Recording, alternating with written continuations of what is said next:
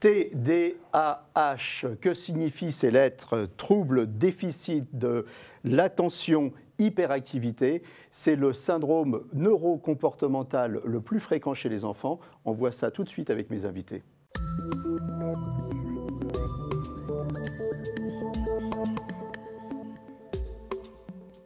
Alors, trouble déficit de l'attention, hyperactivité, 5 à 10% des enfants sont touchés. Avec moi sur le plateau, le docteur Éric Konofal. Vous êtes médecin spécialiste des troubles du sommeil et des troubles du comportement au Centre pédiatrique des pathologies du sommeil, Robert Debré, et vous êtes l'auteur de cette encyclopédie, de cette somme, de ce pavé, je ne sais pas comment on doit l'appeler, l'histoire illustrée de l'hyperactivité.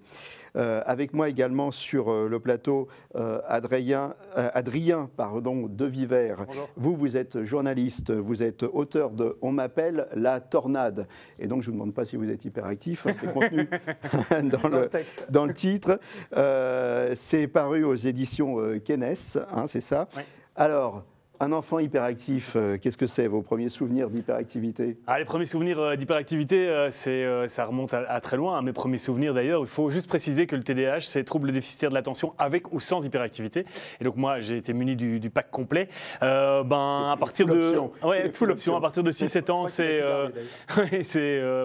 les questions que je me pose dès l'école en voyant que je ne sais pas tenir en place sur une chaise, que 50 minutes de cours, c'est beaucoup trop long, que j'ai besoin de courir tout le temps partout dehors et que j'arrive pas à me concentrer, et puis au fur et à mesure des années qui passent, ça commence à devenir de plus en plus pénible et de plus en plus ingérable aussi. À partir de quand ça vous a posé un problème? À partir de l'adolescence, 13-14 ans. 13-14 ans. Au début, je parvenais à m'accrocher, c'est-à-dire que je retenais facilement les leçons, donc même si j'écoutais pas ce qui se passait en classe et que j'avais la tête dehors tout le temps, j'arrivais quand même à remettre sur écrit ce que j'entendais. Et puis vers 14-15 ans, quand il y a d'autres paramètres qui entrent en ligne de compte que l'école, les flirts, les premières cigarettes, les premières lectures avec les potes, forcément à ce moment-là, la concentration elle est complètement effacée au niveau scolaire. Et puis il y a aussi ce comportement désinvolte, impulsif, d'anxiété aussi. Tiens-toi tranquille. Tiens-toi tranquille, hein, c'est ce que mes parents n'arrêtaient pas de me dire tout le temps, mes profs aussi, reste un peu tranquille. Ça c'était la phrase que je recevais le plus régulièrement dans mon enfance. Et donc ça a posé énormément de problèmes. Tranquille, ça veut dire aussi... Nous aussi, on a besoin de tranquillité. Oui, c'est une des premières choses que je mentionne dans mon bouquin, c'est que c'est l'entourage des personnes TDAH qui souffrent plus que le TDAH lui-même très régulièrement. Et donc voilà. Et par exemple, là, je vois que vous êtes debout et que moi, je suis assis et ça me pose un gros problème parce que j'aimerais bien pouvoir être debout comme vous. Donc ça, c'est des choses, ça fait partie de mon quotidien depuis que je suis tout petit. Si vous avez envie, vous pouvez vous lever. Non, mais pas de problème. Hein. Il n'y a pas de problème. Parler vite aussi, parler fort, parler pour ne rien dire et parler longtemps. Ça fait partie des symptômes aussi qui posent de gros problèmes, notamment au niveau scolaire. Les souvenirs d'adolescence, alors vous dites, c'est là où vous avez commencé à sentir qu'il y avait une cassure. Pas de limite, dans l'impulsivité orale et physique tout le temps, toujours besoin d'aller un cran plus loin que les autres, toujours besoin de se faire monter l'adrénaline parce qu'on n'en a pas assez. Et donc ça pose des gros problèmes comportementaux, ça pose des gros problèmes aussi parce qu'à l'époque, à mon âge, dans les années 90, on ne parlait pas de TDAH. Et donc on parlait d'un enfant mal éduqué, d'un enfant impoli. Et donc mes parents étaient très gênés parce que mes parents faisaient partie de ces familles qui avaient envie d'avoir des enfants très bien élevés, très bien éduqué, on était dans une famille, quand même dans un milieu tout à fait normal. Et donc, mes parents avaient vraiment un problème avec ça. Et, à partir de quel âge vous avez mis un mot, en fait, là-dessus? Je dirais vers 20-25 ans, quand j'ai commencé à me renseigner, quand Internet a commencé à exister, et en discutant aussi avec des proches, avec des amis, je me suis rendu compte qu'en fait, le problème, il était là. Je savais que j'avais un problème, je ne savais pas encore ce que c'était. Et donc là, j'ai réussi à l'identifier, mais je me suis rendu compte aussi en l'identifiant que je m'étais créé beaucoup d'outils et beaucoup de combines pour pouvoir justement à chaque fois mettre en place, je dirais, des petits itinéraires alternatifs qui me permettaient quand même de m'accrocher à la vie de manière générale parce que ça n'a pas été évident. Il y a un retard diagnostic au TDAH? Il peut, et en fait, Adrien donne un élément très important. En fait, les enfants qui n'ont pas d'impact scolaire, finalement, comme on ne le voit pas parce que s'ils sont inattentifs mais qu'ils ont un bon potentiel, on va mettre du temps avant de diagnostiquer. Chez d'autres enfants qui sont peut-être un peu plus normaux dans l'efficience, on va s'en apercevoir plus vite. Donc tout va dépendre finalement de la capacité qu'a l'enfant scolaire. Parce que ceux qui sont inattentifs mais qui ont un haut potentiel, en fait, ils arrivent à... Ouais, absolument. Ils ont besoin de très peu d'informations, donc peu d'attention pour comprendre les choses. C'est totalement ça. Voilà. En fait, si on n'a pas besoin de capturer beaucoup d'informations pour répondre de façon adaptée, on va le faire et on ne va pas tout écouter. Alors qu'on peut avoir un trouble de l'attention parce qu'on n'a finalement pas tout écouté. Donc à un moment donné, ça va quand même plonger. Il y a un moment donné, si on écoute l'histoire d'Adrien, ça marche quand on est à la petite école. Mais quand on n'a pas d'autres stimuli. Voilà, quand on n'a pas d'autres stimuli. Et puis quand aussi, on n'a pas besoin d'informations très très complexes pour progresser. Absolument. C'est ça. Et puis après, on est en classe et là, il y a des cours qui commencent à devenir plus compliqués à comprendre et qui nécessitent un peu plus d'attention. Mais à contrario, il y a les petites copines, il y a des copains dans la classe, on a envie d'un peu faire autre chose que d'écouter, ce qu'on faisait déjà pas beaucoup à l'époque, mais donc là, ça commence à créer un clash. Ils ont dû vous maudire, les profs. Les profs, ils m'ont maudit, mais ça, on peut en rire, mais il y a aussi des choses qui ont été moins drôles parce que c'est à ce moment-là qu'intervient, donc vers les 15-16 ans, tu n'arriveras à rien, qu'est-ce que tu crois, tu ne vas même pas terminer ton cursus scolaire, tu peux être sûr qu'à 40 ans, tu seras sous les ponts, donc ce sont toutes des choses que les enfants ils doivent entendre. À 16 ans, c'est très compliqué de se reconstruire, c'est déstabilisant. Et puis, il y a de temps en temps une petite lumière au bout du tunnel, certains profs qui sont parvenus à comprendre ce que vous aviez, la créativité qu'il y avait au sein de votre cerveau. Et donc, c'est à ça que je me suis raccroché aussi. J'en parle aussi dans le livre en disant qu'on a une très bonne intuition, les TDAH. Et ça, je pense que le docteur va l'expliquer aussi. Et du coup, j'ai réussi à focaliser certaines personnes qui pouvaient... C'est vrai que dans le bouquin, vous faites la part du négatif et du positif. Oui. Le négatif, c'est ce que vous avez dit, c'est l'impulsivité, c'est on parle trop vite, on coupe la parole, tout ça. Bon, on va les journalistes aussi, on coupe la parole, c'est notre métier, nous. Pas pour autant que je suis journaliste. Voilà. Mais par contre, le positif, c'est effectivement... Alors l'empathie, par exemple, puisque forcément, comme on a des choses qui vont beaucoup plus vite dans le cerveau et des connexions qui se font beaucoup plus vite, on a tendance à se mettre facilement à la place de quelqu'un. On a aussi une créativité débordante, puisque toutes les idées se mélangent. Au lieu d'être structurées, elles se mélangent. Et du coup, de temps en temps, il y en a deux qui se mettent ensemble et ça donne une super idée. On a aussi la possibilité de pouvoir être nettement plus proactif au niveau sportif, notamment. Moi, je fais entre 10 et 15 heures de sport par semaine et j'ai l'opportunité d'avoir beaucoup d'énergie par rapport à mes potes de mon âge qui sont déjà un petit peu plus fatigués plus facilement que moi. Et donc, il y a plein de choses qu'on peut mettre en place qui sont très positives. On peut même partir d'éléments négatifs en les transformant en positifs. C'est ça qui est très chouette. Au quotidien, aujourd'hui, vous la gérez comment la situation? C'est un plus dans votre boulot? C'est un plus parce que je dirais que j'ai réussi à l'apprivoiser à 90%, à 90%, comme on dit en France. Ouais. Et donc, mais on est bilingue. On est bilingue. Parce que, effectivement, dans mon boulot, ça me permet de pouvoir être très réactif, ça me permet de gérer des émissions de radio et de télévision avec plein de paramètres qui sont l'oreillette, qui sont la gestion du timing, qui sont la gestion des invités, sans que ça me pose trop de problèmes. Donc ça, c'est pas mal. Maintenant, il y a encore des choses, notamment au niveau relationnel, dans mes relations amicales, mais aussi au sein de ma famille, qui sont parfois compliquées, parce que j'ai parfois tendance à parler beaucoup trop vite et à dire des choses que je ne devrais jamais dire, qui sont blessantes. Et c'est là que j'en viens au fait que parfois l'entourage est nettement plus impacté par mon trouble que moi-même. Mais cela dit, quand on parle trop vite, quand on parle trop fort, la chance qu'on a quand on est TDAH, c'est qu'on se remet en question très régulièrement. On a beaucoup d'autodérision, en tout cas en Belgique, en France, je ne sais pas. Et donc ça nous permet de revenir sur ce qu'on a dit, d'y repenser, de potasser. Parfois c'est compliqué, niveau, c'est très négatif dans notre cerveau, mais au moins on se remet en question. Et ça, c'est une belle chance aussi qu'on a. Avec l'âge, vous apprenez à gérer un peu les choses et des trucs. L'âge n'est pas vraiment un facteur favorisant. Je dirais que c'est plutôt les combines que je mets en place, la méditation de pleine conscience. Alors c'est quoi, là, quelques trucs Méditation de pleine conscience, par exemple, l'application Petit Bambou, si je peux la citer. C'est une application qui permet vraiment de vous faire des exercices au fur et à mesure de l'évolution de votre méthodologie. Donc moi, il y a 5 ans, on m'a parlé de méditation de pleine conscience. J'ai dit, mais vous êtes fous, jamais j'arriverai à faire ça. Et puis en fait, au fur et à mesure, des petits exercices de 2, 3, 4, 5, 10 minutes. Ça marche comment, ça, alors Alors ça vous permet simplement de travailler sur votre respiration et de penser au moment présent. C'est très difficile pour un TDAH. Et du coup, en fait, il y a une petite voix qui vous guide, qui vous dit, voilà, vous gonflez le ventre maintenant, vous respirez profondément, vous vous focalisez sur le bruit que vous entendez derrière. Donc, il y a vraiment un travail qui est fait sur le moment présent. Le sport, forcément, ça aide beaucoup aussi. La sophrologie, on en a parlé et on en parlera toujours de cette sophrologie. Et moi, je fais de la réflexologie plantaire aussi. Et donc, je suis assez convaincu que toutes nos énergies partent de certains points d'acupuncture utilisés notamment dans l'acupuncture. Et ça permet de me rééquilibrer un petit peu et de remettre un peu les choses, recentrer un peu les choses. Alors parmi les trucs, moi j'en avais noté quelques-uns, capter l'attention du TDAH par le regard. Le eye focus, ça c'est vraiment très important. Donc nous on a toujours tendance à tout regarder autour de nous. Là par exemple, je suis sur un plateau télé et je suis en train de regarder comment vous mettez tout en place par rapport à chez nous. Alors que de temps en temps, je me dis, ouh là, il faut vite que je retourne dans les yeux du présentateur parce qu'il faut vraiment que j'écoute et que je capte ce qu'il dit. Donc ça c'est une chose que ma femme met beaucoup en place aussi. Quand elle a des messages à me faire passer importants, elle me dit, attends, regarde-moi d'abord et puis on en parle. Ouais. Je le fais avec mon fils et ça marche plutôt pas mal aussi. Parce qu'il est... Non, il a 2 ans et demi, donc c'est difficile à identifier maintenant. Je pense que c'est un peu jeune pour le dire. Mais c'est sûr que je sais qu'à partir du moment où je le focalise dans les yeux, l'action sera plus facilement réalisée que si je ne le fais pas. C'est génétique? Bah oui, il y a un fort taux d'héritabilité. Quand on a 2 parents qui sont un hyperactif et que l'autre, il essaie peut-être de compenser. L'enfant qui va naître, on va retrouver des stigmates et des éléments qu'on retrouve chez le père et chez la mère. Donc souvent, on retrouve effectivement un fort taux d'héritabilité. C'est d'ailleurs comme ça qu'on les récupère, finalement, les parents. C'est ce que dit Adrien. Finalement, son diagnostic, il est tardif. S'il avait eu des enfants peut-être plus jeunes, on aurait peut-être fait le diagnostic chez son enfant et du coup, lui serait dit, tiens, c'est bizarre, il est comme moi et ça me parle beaucoup. Souvent, ça nous arrive, nous, de faire des diagnostics en pédiatrie des parents, parce qu'on voit que le père n'est pas là, ou au moment où on va lui poser des questions, il sort dehors avec son portable, on dit, voilà, ok, vous êtes en consultation, vous êtes pour votre fils, restez calme, restez dans la pièce.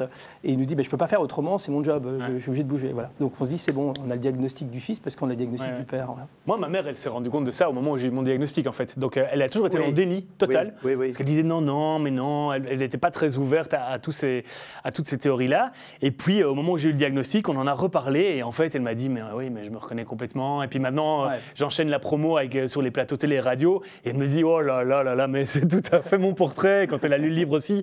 Et donc ça, c'est fantastique, parce que je trouve que c'est un beau message, justement, positif, en se disant, on peut diagnostiquer les parents aussi. Et il y a aussi moyen de vivre avec un TDAH quand on est adulte, et justement d'aider les enfants à être plus facilement captivables. Alors, on revient au truc. Eye contact. Eye contact, renforcement positif. Voilà.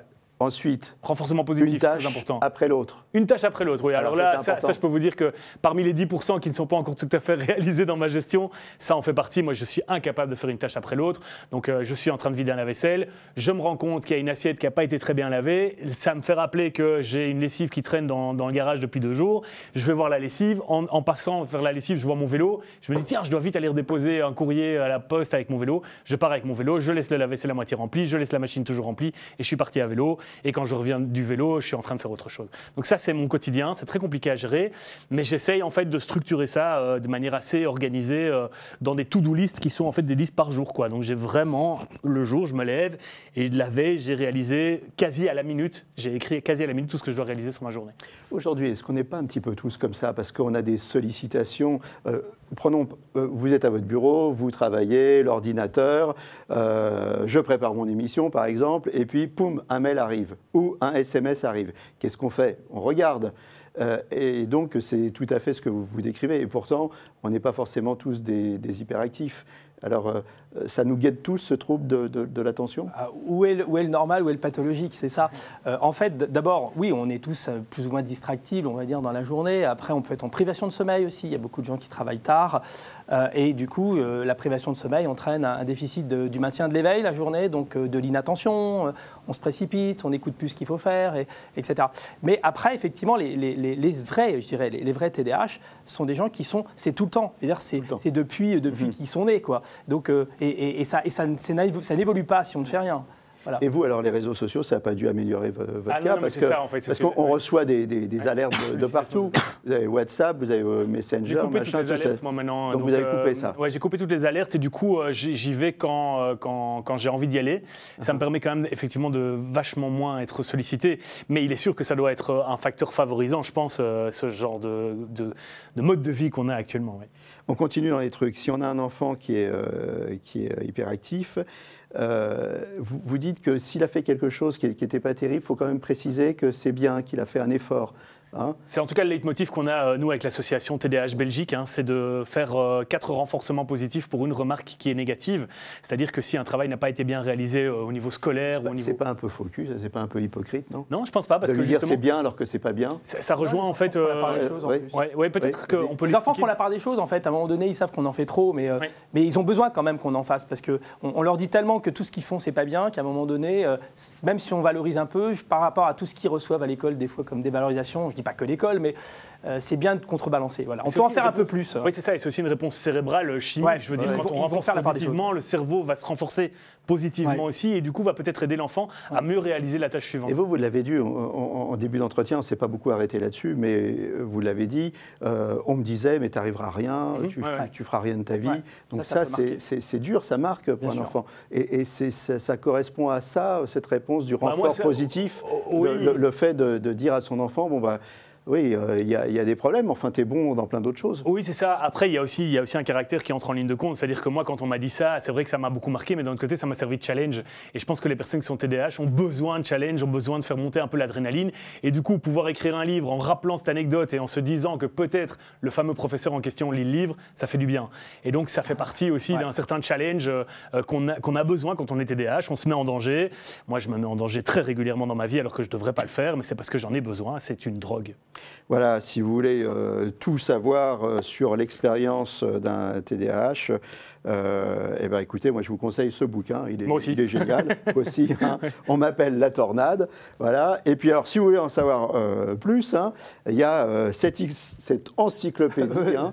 Alors, puisqu'on est dans l'historique, dans l'encyclopédie, à quelle époque on a commencer à parler de TDAH? Alors, comme on est dans le TDAH, je vais d'abord répondre à une question qui n'est pas posée. Je confirme le diagnostic pour Adrien, c'est un vrai. Voilà. Parce que des fois, on est sur les plateaux de télé, on se dit, ils ont encore collé un autiste, qu'est-ce qu'on va faire? Donc, je confirme, c'est impur. D'ailleurs, la table a bougé, là, à un moment donné. Moi, je vais renforcer le diagnostic. Après, je peux répondre à la question aussi. Oui, mais moi, je vais renforcer le diagnostic. J'ai l'impression que vous aussi, un petit peu, non? Alors, je ne sais pas. Et c'est la question que posent les patients. Et je leur dis, c'est moi qui ai la blouse blanche, je ne vous répondrai pas. Mais pour répondre, oui, je pense que depuis que l'homme sait écrire, on a décrit le problème. Après, il y a qu'est-ce qu'on en a fait? Parce que finalement, ça pouvait être un très bon soldat, un hyperactif, puisque finalement, pas peur du danger, Adrien le disait, motivé, valorisé aussi par soi-même. Donc on avait des excellents soldats, même on peut même rappeler finalement le tsar qui avait utilisé, enfin qui avait demandé à Rostopchine, le maréchal de Rostopchine, d'intervenir pour Moscou, pour sauver Moscou, et il a brûlé toute la ville au lieu de brûler uniquement la grange au grain. Et du coup, l'armée napoléonienne a été arrêtée net. Et en fait, ce qui est important, c'est de se dire que ce maréchal-là n'est pas du tout connu. On connaît bien sa fille, qui est Sophie de Rostopchine, qui est la comtesse de Ségur, et qui finalement a écrit des petites histoires pour rappeler aux parents, faites attention à vos enfants, éduquez-les bien, etc. Donc finalement, on voit qu'il y a quelque chose de très positif. Surtout s'ils sont maréchal. Il ne faut pas leur laisser une boîte d'allumettes entre les mains. Non mais voilà, donc ça peut bien se passer. Ouais. Les symptômes. Les symptômes. Le tableau clinique, qu'est-ce que c'est? On va faire simple. Adrien l'a parfaitement énoncé. C'est d'abord, je ne suis pas capable de répondre de façon adaptée à des stimuli. Je ne fais pas ce qu'il faut faire au moment où il fallait le faire. Donc je suis impulsif parce que je ne peux pas avoir une attention sélective, dirigée, soutenue en même temps. C'est-à-dire, je prends ça, c'est la maîtresse, c'est pas les oiseaux, c'est pas les autres camarades.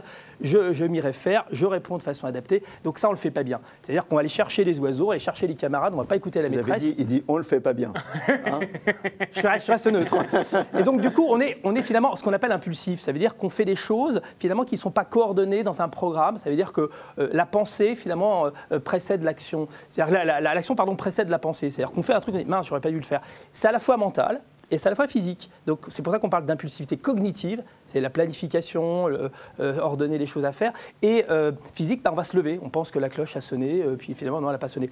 Et on va être considéré comme hyperactif. Alors ça veut dire quoi hyperactif? Ça veut dire qu'on ne fait pas les choses au moment où il fallait les faire. Moi j'aime bien le terme de dysactif qu'on a retrouvé dans la littérature, justement on parlait de comment les choses ont évolué, mais dysactif, ça veut dire qu'on ne fait pas les choses au moment où il faut les faire. Parce que finalement, c'est pas que trop, c'est des fois pas forcément trop, mais c'est pas ce qu'il fallait faire. Voilà. Donc l'inattention, on manque de coordination, on fait n'importe quoi au moment où il fallait pas le faire, on bouge et on se fait prendre. Voilà, c'est le trouble déficit de l'attention hyperactivité.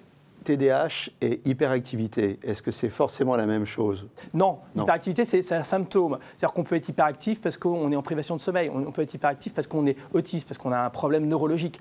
Ce n'est pas pour autant que c'est un trouble déficit de l'attention hyperactivité. Dans le trouble déficit de l'attention hyperactivité, c'est-à-dire que la composante majeure, c'est l'inattention qui devient impulsivité et qui devient agitation. C'est-à-dire qu'on n'a que l'agitation et qu'on n'a pas le reste, il faut aller chercher un autre diagnostic. Alors justement, pour que le diagnostic soit confirmé, qu'est-ce qu'il faut? D'abord, il faut que les symptômes soient présents dans toutes les situations. Il faut qu'ils aient toujours été présents. Et quand on dit à partir de 6 ans, pourquoi 6 ans? Parce que l'enfant est scolarisé. Il va aller à l'école et on va lui demander de se tenir assis et écouter. Et là, il ne va pas le faire. Donc, on va s'en apercevoir. Mais les parents nous disent, de toute façon, ça n'a pas commencé au CP. Hein. Ce n'est pas la maîtresse qui s'en est plaint la première, c'est nous. Mais avant, on pensait que ça allait rentrer dans l'ordre et les médecins nous disaient, vous allez voir, avec l'âge, ça va rentrer dans l'ordre. Et ça n'est pas rentré dans l'ordre. Mais ça a toujours été présent. À quel âge on doit détecter et finalement, et pourquoi on doit détecter? Quels signaux doivent nous alerter quand on a un petit gamin? La plainte des parents, la plainte des enseignants, la plainte de tout le monde. Lorsqu'enfant, en plus l'enfant pense la plainte des enseignants, donc ça veut dire que ça c'est à l'école, mais est-ce qu'on doit observer avant certains symptômes qui pourraient nous faire penser qu'on a un enfant TDAH? En fait, nous au sommeil, par exemple, ce qu'on voit, c'est que quand on prend des enfants qui ont des troubles de l'attention et que les parents nous disent on ne sait pas trop si c'est ou c'est pas, on leur dit écoutez, on va enregistrer son sommeil et on vous dira si c'est ou c'est pas. Pourquoi? Parce que quand on est hyperactif le jour, on l'est aussi la nuit. Et en fait, ce trouble-là, c'est un trouble de 24 heures sur 24. C'est-à-dire qu'à 8 heures du soir, il ne disparaît pas. Si on a été agité toute la journée, on n'a pas été attentif, il faut bien se dire que si c'est neurologique, et on parle de troubles neurocomportementaux, et vous avez totalement raison de dire ça, et finalement, si c'est neurocomportemental, le comportement, il existe aussi la nuit. Donc on va retrouver, les enfants bougent les jambes, et les adultes, pareil, bougent les jambes le soir. Déjà avant de se coucher, ils ont besoin de faire les 100 tours du lit avant de pouvoir s'endormir. Ils ont ce qu'on appelle un syndrome des jambes sans repos, ils ne tiennent pas en place. Au moment où ils vont se coucher, ils ont besoin de se lever, ils ont besoin de marcher, des fois même sur du carrelage froid, etc., pour faire passer les sensations. Et la nuit, ils vont donner des coups de pied à leur conjointe s'ils dorment. Voilà. Donc quand on a tout ça, on se dit, en plus, c'est logique, puisque chimiquement, c'est la même chose, c'est globalement la même chose, et les systèmes neurologiques sont les mêmes. Donc voilà. Donc si on est hyperactif seulement le matin de 8h à 8h le soir, c'est pas vrai. On l'est tout le temps. Après, on s'en plaint pas forcément, c'est les autres qui s'en plaignent. Adrien. Grand lit. J'ai envie de vous un très grand lit. Un très grand lit. Alors moi j'habite dans une maison avec, la chambre est au 3e étage et donc par exemple quand il est minuit et que je me dis il faudrait quand même que j'aille dormir un petit peu, au lieu de monter calmement, je monte en courant les escaliers. Donc voilà. Génial. Tout est dit. Cause neurologique. Alors qu'est-ce qui fonctionne pas? En fait, on a des circuits. On a des circuits dans le cerveau qui nous coordonnent dans notre programme, dans ce qu'on doit faire, dans notre motricité, dans notre valorisation, etc. Et quand on parle de dysfonctionnement neurologique, parce que ce n'est pas une maladie, il n'y a pas d'atteinte neurologique, il n'y a pas des circuits qui sont atteints par une maladie neurodégénérative. Non, il y a un dysfonctionnement. Ça veut dire que des fois ça marche, des fois ça ne marche pas. Donc ça veut dire que c'est comme si finalement on voit un truc et on se dit tout de suite je le prends. Et après on se dit j'ai pas de quoi l'acheter. Vous voyez, c'est logique de prendre quelque chose si on a de l'argent, sauf qu'à un moment donné on n'a peut-être pas suffisamment d'argent parce qu'on n'a pas vérifié. Donc finalement au départ on regarde dans son porte-monnaie, on se dit est-ce que j'ai les moyens? Oui, je le prends. Voilà. Donc il y a un programme. Donc dans le trouble de l'attention, il n'y a pas un programme logique. On fait des choses, mais de façon inappropriée. Absolument. Donc, et ça, c'est neurologique, absolument. Et on le voit par les études d'imagerie, notamment, qui montrent ça très bien. Alors, justement, neurologique, c'est quoi? C'est la dopamine, c'est la noradrénaline, qu'est-ce qui va pas dans les c'est dans les neurotransmetteurs que ça se passe? Absolument. Voilà. C'est qu'on a, par exemple, une information qui va pas dans la bonne cible. Donc, c'est ce qu'on dit, c'est que finalement, on est motivé pour faire quelque chose, sauf que ça va aller dans une voie de la précipitation, ça va être mal orienté. Voilà. Donc, ce qu'il faut, c'est canaliser ça et permettre de la réorientation. La dopamine, c'est quoi? La dopamine, c'est ce qui nous fait finalement palpiter, c'est ce qui crée notre besoin, c'est aussi notre motivation, c'est notre volonté, notre initiative. La noradrénaline, c'est plutôt l'éveil et la coordination de l'éveil. Donc il faut un peu les deux. Il faut être éveillé pour faire quelque chose et comprendre ce qu'on doit faire et le programmer et pouvoir avoir un renforcement. C'est donc noradrénergique et dopaminergique. Donc alors qu'est-ce qu'il faut faire? On traite ça chimiquement? On doit. Qu'est-ce que vous avez fait, vous, par exemple? Qu'est-ce que vous avez choisi? Je ne suis pas encore passé par la case médicaments, ça a été évoqué, mais j'ai estimé qu'avec les mécanismes que j'avais mis en place, ça me suffisait pour le moment. Bien. Ouais, okay. Absolument, je suis tout à fait d'accord. À partir du moment où le diagnostic, de toute façon, est tardif et qu'on s'en est bien sorti, si on trouve des moyens... il fabrique sa dopamine, il fait du sport, il est motivé, il écrit un livre, tout ça c'est hyper dopaminergique. C'est-à-dire que là, finalement, c'est de l'infusion de dopamine qui se fait. Et donc en faisant de l'infusion de dopamine, il va très bien. Par contre, son problème de sommeil, ça, il n'en parle pas trop, mais il va me dire, ça effectivement, là, c'est pas terrible. Donc, à un moment donné, insomnie, endormissement, gesticulation nocturne, ça peut fatiguer, ça peut devenir un problème. Voilà. Mais on peut s'en passer, oui. Est-ce qu'on peut s'en passer? Oui, mais pour des enfants, il faut faire attention parce qu'on a quand même des enfants qui sont dangereux. Des fois, ils font des actes dangereux, ils traversent la rue sans regarder le poids lourd qui est passé au feu vert. En général, un enfant et un poids lourd, on sait la suite. Donc voilà, il faut faire attention à ça. Voilà. Alors, est-ce qu'avec l'âge, justement, ça s'améliore, ça disparaît? Je vous mets en garde, il ne nous reste plus que 2 minutes pour conclure. Il l'a dit. avec l'âge, oui, il faut s'organiser, il faut apprendre à faire des choses sur soi, il faut essayer de bien aider, parce que ça c'est important aussi. On a des adultes, alors tout le monde n'est pas comme Adrien, malheureusement, on a des adultes qui se retrouvent à la rue, parce qu'ils ont été abandonnés de tout le monde, plus personne ne voulait d'eux, dans l'entreprise, dans la famille, et ils se retrouvent dehors. Donc il y a des gens qui s'en sortent super bien, et il y en a d'autres qui s'en sortent super mal. Donc je dirais presque qu'il faut quand même faire attention à se dire que ça ne va pas faire que passer tout seul. Adrien, vous avez écrit un bouquin, donc c'est une certaine forme de militantisme. Hein. Vous avez envie d'alerter les gens là-dessus. Oui, et puis voire d'aider ceux qui sont dans le même cas que vous. Oui, c'est un combat que je suis en train de mener là maintenant en Belgique notamment, et notamment en étant le parrain de l'association TDAH Belgique. Donc moi j'ai vraiment envie de faire bouger les lignes maintenant, parce qu'il y a plein de familles en détresse qui me contactent chaque jour, des vingtaines, des trentaines de messages sur mes réseaux sociaux. Et donc c'est mon combat. Justement, en 30 secondes, les familles, elles vont voir qui? Elles vont voir leur médecin, un pédiatre, un neurologue. Les associations. Les associations. Ouais, d'abord, les associations qui vont les driver, qui vont leur dire, pour votre enfant, en fonction de ce que vous racontez, ça sera plutôt ça. Et en général, ça se passe très bien. Nous, en France, on a une super association, qui est l'association de Christine Gétin, TDAH France. Voilà, il faut aller sur le site tdh-france.fr et il y a tous les renseignements. On a même la liste éventuellement des praticiens hospitaliers qui peuvent aider les patients. Voilà, les associations, les bouquins, ils sont passionnants. Hein, je rappelle, on m'appelle La Tornade, Adrien de Vivier. Et puis, l'histoire illustrée de l'hyperactivité, Éric Konofal. Merci d'être placés tous les deux sur le plateau de Capital Santé. À très bientôt pour un nouveau numéro. Et d'ici là, portez-vous bien.